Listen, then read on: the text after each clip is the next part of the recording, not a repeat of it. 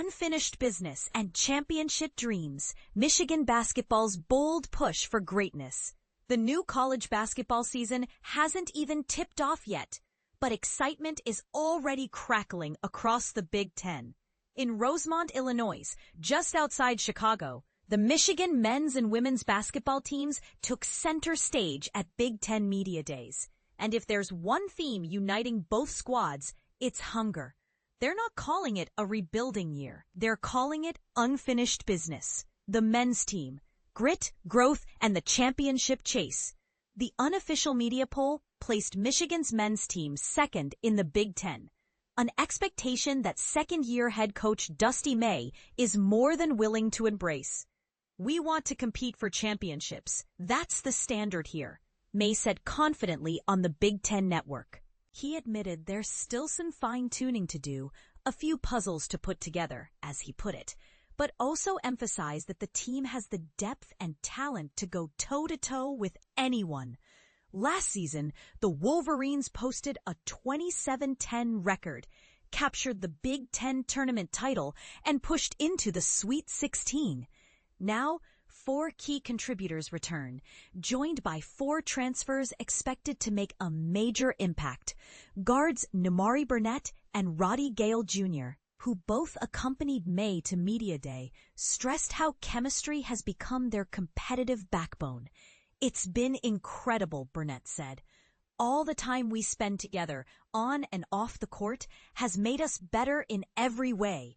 You can really feel the energy building." Gayle echoed him, adding that the mixture of returning players, transfers, and freshmen has created an atmosphere defined not just by skill, but by personality. It's easy to build a strong team when everyone gets along outside of basketball too. But here's where it gets controversial.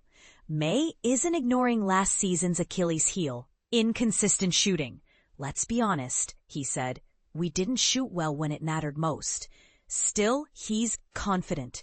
Players have been working tirelessly to sharpen their range in practice. They've put in the time and effort. As coaches, we're focused on helping them take better, more natural shots, May said. He also teased that the upcoming exhibitions against Cincinnati and St. John's on October 17th and later will reveal both strengths and flaws, an honest preview before their November 3rd season opener. The women's team, loyalty, leadership, and a lesson in team spirit. While the men chase redemption, the Michigan women's team enters its own promising chapter. Ranked 3rd and 4th across 2 Big Ten preseason polls, head coach Kim Barnes Arico, now entering her 14th season, brought along sophomore stars Syla Swords and Olivia Olson to the event. Her pride in the returning group was unmistakable. "It's not something you can take for granted," Barnes Arico said, reflecting on how all members of last year's freshman class returned. "In today's college landscape, that's a big deal. It shows how committed they are, and yes, they've got unfinished business too. That business includes building on last season's 23-11 record, an NCAA tournament appearance, where the Wolverines advanced as a number 6 seed. The trio of Swords, Olson, and Mula Holloway, all starters as freshmen, proved that youth doesn't have to mean inexperience. Barnes Arico emphasized what truly set her team apart: selflessness. "We never dealt with ego battles," she said. "These young women came from being stars on their previous teams, yet they bought into the collective goal immediately.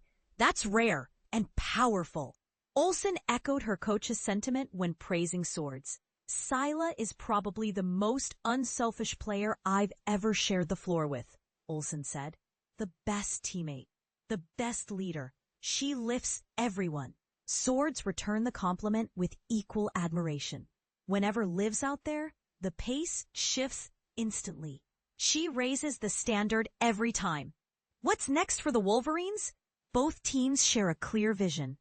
They're not satisfied with past success. Championships are the benchmark, not the dream. Michigan fans, take note. These squads aren't just playing to compete. They're playing to complete unfinished stories. But here's the part most people miss.